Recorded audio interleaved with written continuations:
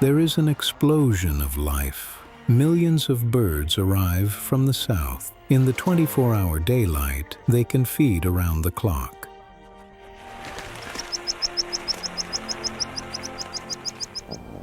The window of opportunity has now opened for a third hunter, the Arctic fox. After a winter spent scavenging, the foxes can now finally hunt. It's the best time to have pups. Up to 20 of them will be raised to independence in just 90 days. But none of them will survive their first year unless their parents make the most of the short summer. With the snow gone, the foxes shed their white fur and become a camouflaging brown. It makes hunting easier. But some birds have a dramatic answer to the fox problem. There are no trees, so they make their nests high on the sea cliffs, well out of the reach of a fox. The vast majority, however, are forced to nest on the ground.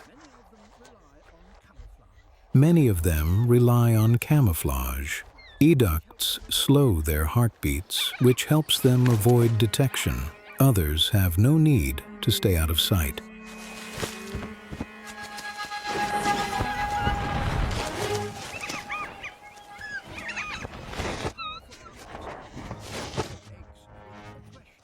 The powerful Arctic skuas defend their eggs with aggression and dirty tricks.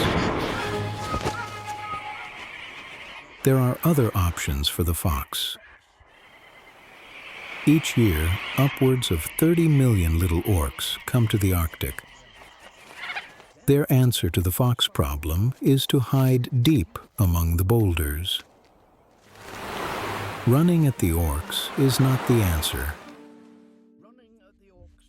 He needs to be more patient. It's time to use that famous foxy cunning. If the boulders can hide the orcs, they can also hide a fox. A tiny head in among the boulders. The orcs are outfoxed, and the pups will get their supper.